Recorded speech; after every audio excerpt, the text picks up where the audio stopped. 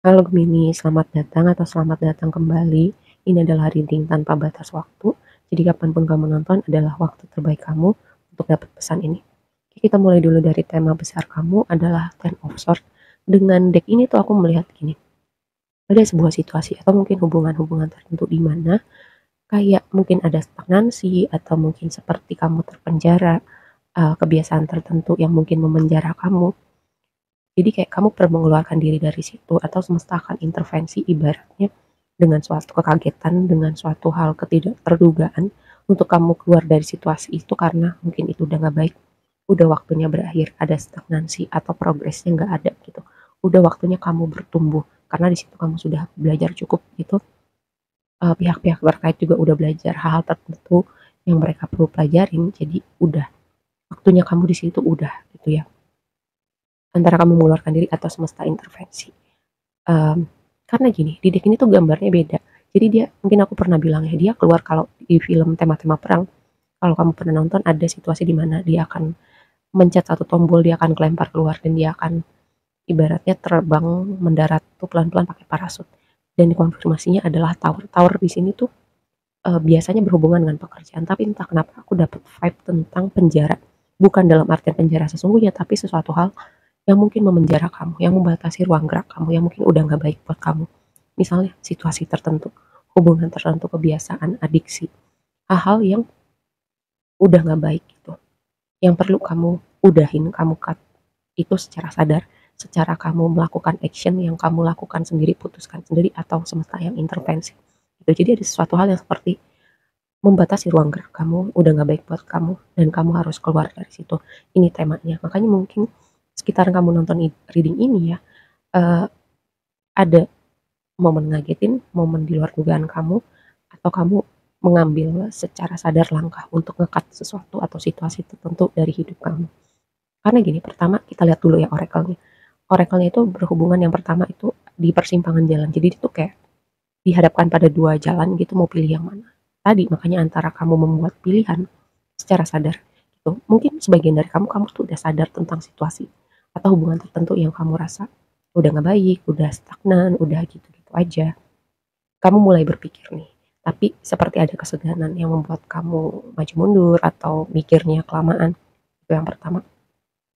Lalu oracle yang berikutnya adalah happy family. Ini sebuah konfirmasi yang bagus. Mungkin ada sesuatu tema yang berhubungan dengan keluarga dan itu vibe-nya menyenangkan.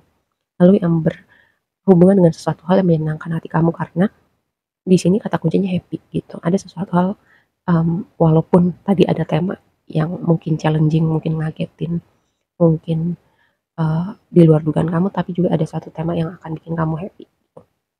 Yang berikutnya adalah magician and the mirror. Ini vibe itu magician menurut aku, manifestasi. Dan mirror itu aku dapat vibe tentang apa yang ada di dunia realita kita itu adalah pantulan gitu. Pantulan dari apa? Yang berhubungan dengan belief system kita, programming yang ada di alam bawah sadar kita, hal-hal yang kita percayain. Misalnya, aku selalu kasih contoh ini karena ini contohnya paling gampang.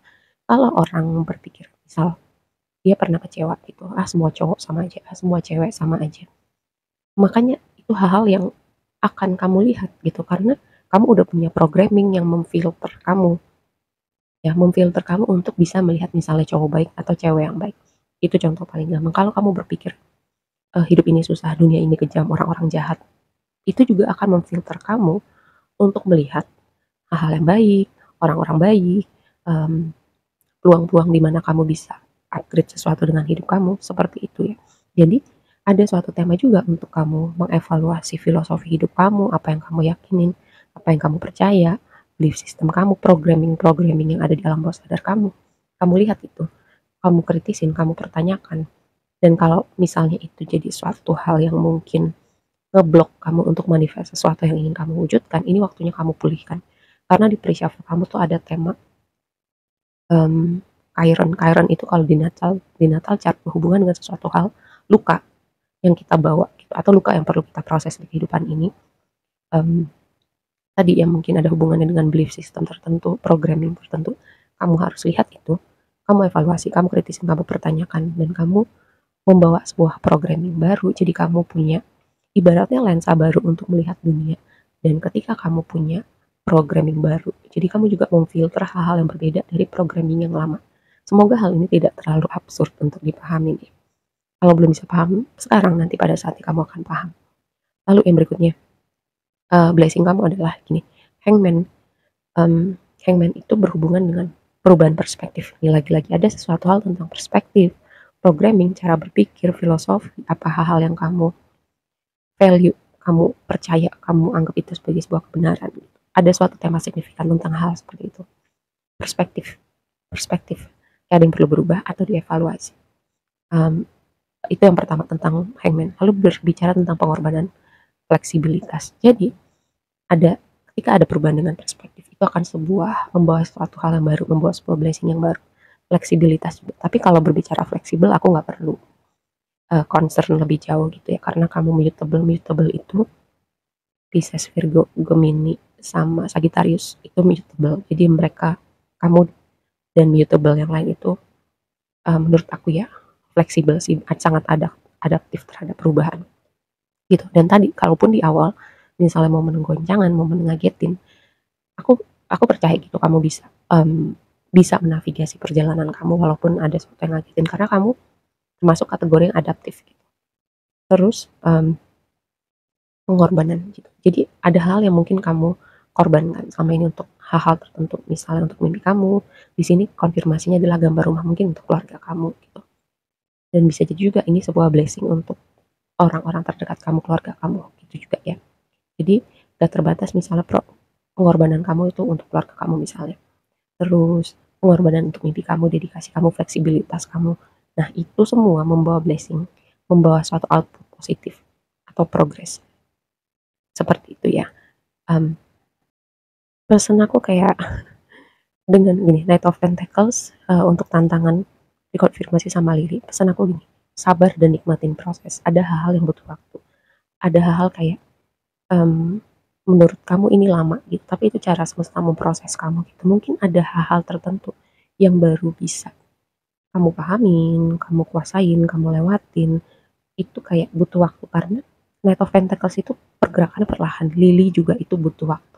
Lily itu berhubungan dengan proses, berhubungan dengan kematangan, berhubungan dengan spiritualitas juga bisa, berhubungan dengan pendewasaan juga bisa, dan itu semua tema itu jadi tantangan kamu. Sabar dan nikmatin proses ya.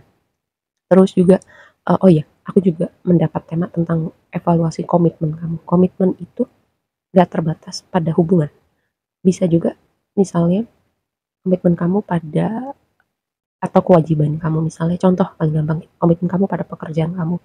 Misalnya kamu sudah sangat berdedikasi, tapi kok apa yang kamu dapat apresiasi, ya hal-hal semacam itu, apakah itu sepadan atau setara dengan apa yang sudah kamu beri gitu. Dan itu waktunya kamu mengevaluasi itu. Ibaratnya kamu sudah memberi semuanya, tapi feedbacknya itu apresiasinya nggak dapet gitu. Terus mau kemana gitu, apakah kamu mau bertahan di situ? Makanya tadi juga ada tema persimpangan jalan ya, ini berhubungan dengan kamu mengevaluasi komitmen kamu. Oke, jadi kayak tema reading kamu kali ini tuh kayak ada kombinasi beberapa hal.